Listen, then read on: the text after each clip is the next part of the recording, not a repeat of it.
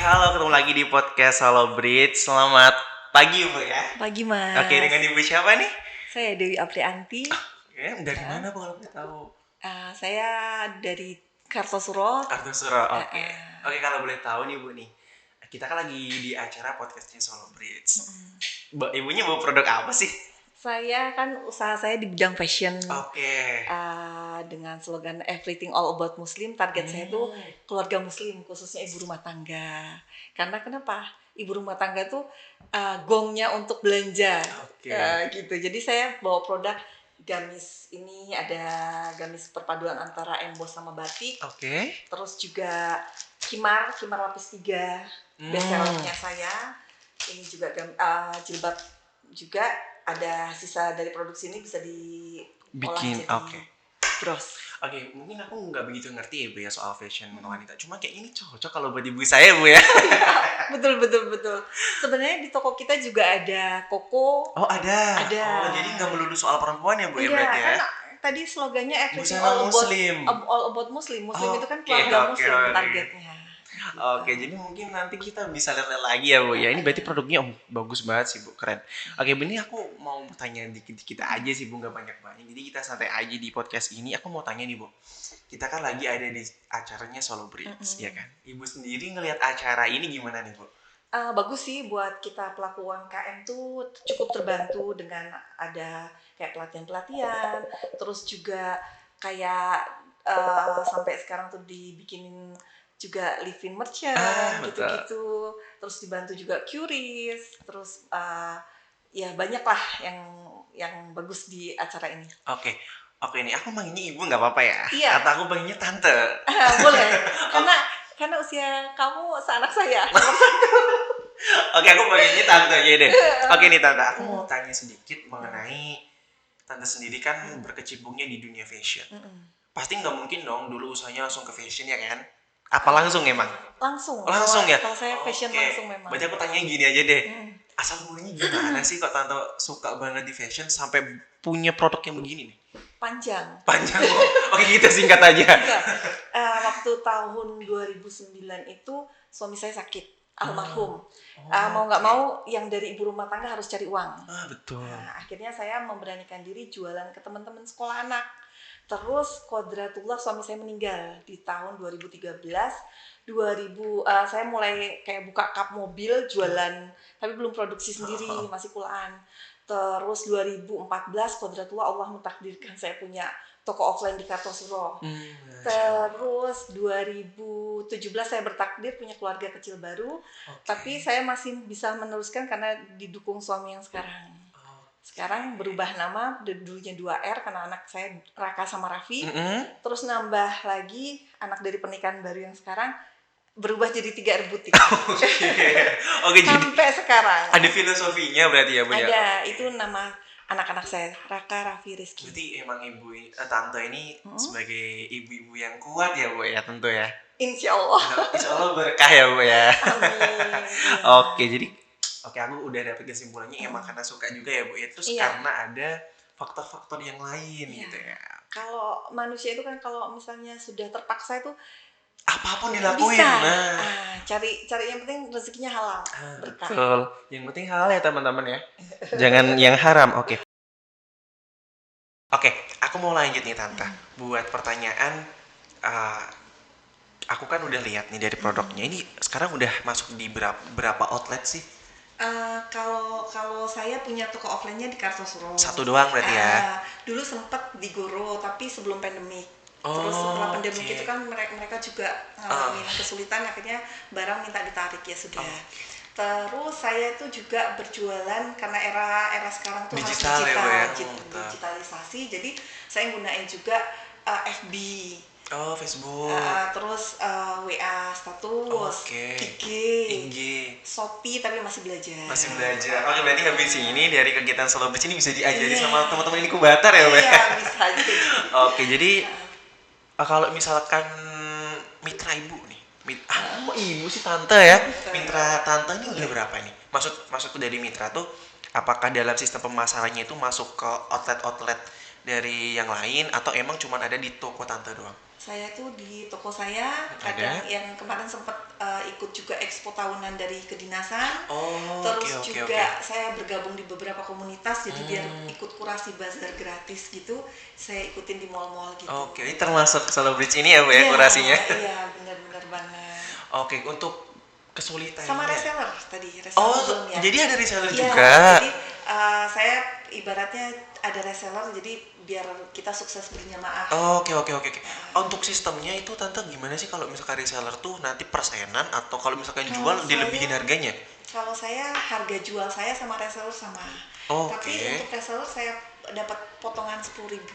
Oh, jadi gitu. kalau dapat 10 item mereka dapat 100.000. Oke, lumayan. Boleh nanti saya Lumayan. daftar reseller ya? Bisa. Oke, kalau misalkan nih dari tante sendiri untuk suka dukanya dalam usaha kegiatan ini tuh apa sih? Usaha suka duka tuh banyak ya.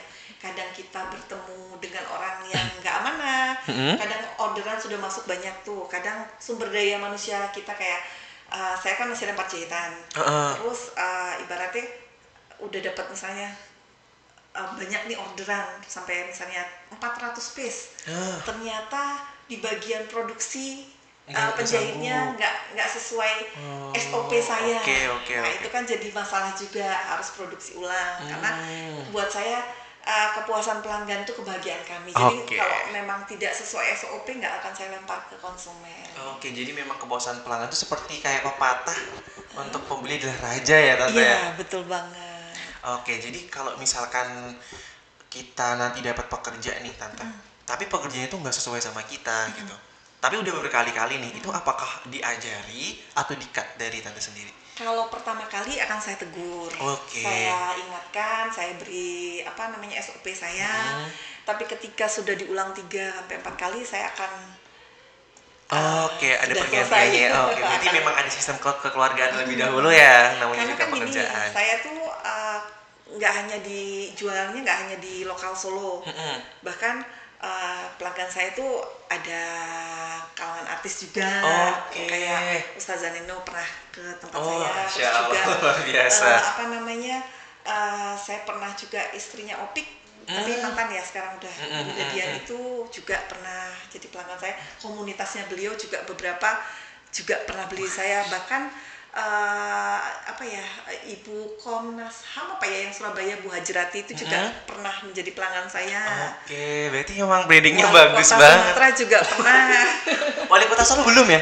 Belum. Habis ini. Semoga dilihatin sama Mas Gibran, istrinya bisa belanja di rumah saya. Amin. Pokoknya kita dari Solo Bridge ini berdoa semoga produk-produk ini tuh habis keluar dari situ langsung startup. Amin. Gitu. Oke, dari tante aku mau tanya sedikit nih. Kan aku dapat info nih bahwasanya tante tuh masuk 500 besar Wismilk ya? Oh, di SC kemarin ya. Kok bisa gitu loh? Dari berapa ribu tuh kalau boleh tahu? Kalau kemarin sih infonya tahun ini tuh 29.000. 29.000. Masuk 500 besar? Dikurasi dulu. Wah. Ke 2.500. Masuk lagi? Masuk lagi kan, yang harus ngirimin video. Okay. Terus masuk ke 400 besar untuk menghadap juri ke Surabaya. Nah itu deg-deg banget Mas, seluruh Indonesia, ada yang dari Papua, Bali. Meskipun saya gagal untuk menuju bootcampnya, tapi buat saya sudah pencapaian bagus dari event nasional. Di sana saya ketemu banyak orang dengan bisnis yang hebat-hebat. Jadi kalaupun saya nggak masuk, saya punya banyak kenalan, jadi menambah kolega ya ibaratnya. Oke. Jadi emang acara-acara kayak gitu tuh nggak cuman kita orientasinya kepada kegiatannya aja ya, tapi kita harus cari memperluas jaringan. Betul, jaringan juga. Jadi dari jaringan-jaringan itu juga bisa branding juga ya tante ya. Nanti suatu saat siapa tahu jualannya beliau saya butuh, atau kebalikan bisa kolaborasi juga. Kan itu juga dari seluruh Indonesia, jadi momen yang langka lah buat saya. 400 besar tuh udah pencapaian luar biasa buat saya. Oke, untuk kok bisa sih dari tante sendiri dapat info kalau misalkan ada kegiatan kayak gitu tuh? Dari infonya dari mana sih? IG. Oh, dari Instagram. Oh, jadi aktif sosmed ya berarti. Usia boleh agak-agak kesana. Udah ngomong usia nih. Tapi mengikuti, karena gini, perkembangan zaman tuh nggak bisa dielakkan. Kita Betul, harus betul. ngikutin. Yang muda bahkan pemikirannya lebih luas, saya banyak belajar. Bahkan dari anak saya yang gadgetnya lebih bagus, saya banyak ini ya seperti masnya lebih hebat. Oh enggak dong. Oke, jadi memang kalau misalkan di era digital ini nggak cuma harus offline ya, Bu ya. Iya. Harus online. Online-nya juga Karena harus gini, jalan. era sekarang itu ada kayak perubahan perilaku konsumen. Nah, betul Yang banget. awalnya mereka tuh seneng belanja ke toko, Mm-mm. sekarang itu berubah suka online. Mau nggak mau kita harus ngikutin. Kalau nggak kayak gini aja. BlackBerry dulu sangat-sangat bangga dengan produknya Betul. dan merasa hebat. Itu kunci orang gagal nanti. Ketika kita merasa puas, nanti itu akan jadi bumerang untuk kita nggak mau belajar. Akhirnya Oke. apa? Kegerus sama yang Betul, muda-muda. betul Saya banget. nggak mau hilang. Produk saya nggak mau hilang dan saya akhirnya Jadi- belajar. Jadi kalau misalkan dari perilaku produsen kayak kita, ya Tante, ya berarti kita nggak boleh gampang puas ya sama produk kita ya. Nggak boleh. Gitu. Jadi kita harus update terus. Sosmed tuh nggak boleh hilang, teman-teman ya. Jadi buat teman-teman yang ngomong sosmed itu nggak penting, salah Penting banget ya Tante ya. Itu penting banget ya. Penting banget. Oke, ini aku ada pertanyaan lagi nih, Tante. Kita kan sekarang udah era digital banget. Pembayaran kalau orang-orang, aku mau bayar tapi kalau nggak transfer aku nggak mau nih. Nah, Ya, kalau dari penting Tante ini. sendiri, dari kegiatan ini, dari produknya yang gigi banget ya, ini gimana nih untuk sistem-sistemnya untuk digitalnya? Saya ada QRIS, Ada QRIS, ada Living Merchant. Living Merchant. Jadi semua saya adakan gitu. Jadi Hmm. kalau nggak bawa cash bisa pakai yang tadi. Oke, jadi dalam kurung tidak rasis ya Tante ya, yang nggak hanya boleh cash, tidak ya? Tidak, karena perkembangan zaman harus diikuti. Nah, mau benar nggak banget. mau. Jadi buat teman-teman yang podcast yang belum masuk di era digital, yang nggak mau tuh harus masuk ya Tante ya. Harus banget. Harus banget ya. Harus banget.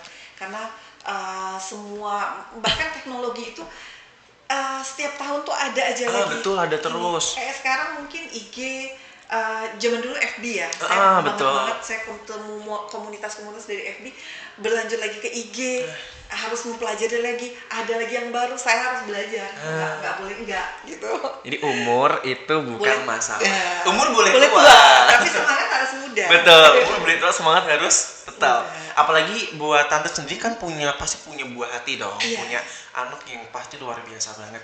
Dari anak sendiri nge-support nggak dari usaha ini? Atau Banget. membantu gitu? Banget kan? Saya nomor satu itu jadi semua yang saya punya tentang teknologi beliau yang ajarin ke saya. Gitu.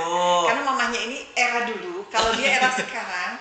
Jadi beliau itu kan anak saya itu pintar karena dulu SMK-nya RPL juga, terus juga dia punya usaha di game.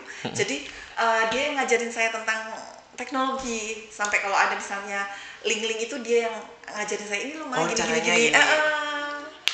Jadi ya support banget. Nah, berarti ini kan kebanyakan ini gini Tante. Banyak katanya itu ibu-ibu karir yang punya anak, anaknya dilupain gitu loh. Nah, jadi dia fokus ke apa? Bisnisnya sampai anaknya itu ngerasa aku nih broken home, aku nih sekarang mentalku Sendirian tidak gitu. kuat. Nah, dari Tante sendiri buat kayak gitu tuh gimana sih? Kalau buat saya keluarga itu penting. Nomor satu ya. Karena kita nyari uang buat siapa sih? Keluarga. Nah, jadi sehebat-hebatnya seorang perempuan itu kalau anaknya tidak terurus, dia bukan the best woman ya. Bukan the best. Kalau buat saya ibu. membagi waktu. Oke. Jadi bukan berarti waktu itu harus panjang bersama anak, tapi kualitasnya. Kualitasnya betul banget. Sama kalau saya nggak manjain anak, jadi beliau itu nggak semua saya turutin maunya. Jadi akan tahu bahwa segala sesuatu kalau kamu pengen ini apa manfaatnya. Jadi tahu kalau nyari uang tuh susah. Makanya dari SMA pun anak saya sudah punya uang sendiri pasti kan. Tadi dari gamenya tadi yang awalnya cuman game-game biasa, terus akhirnya dia bisa cari uang dari situ. Iya, oke. Jadi tentu kalau misalkan orang tua tuh harus jadi support sistemnya buat anak juga.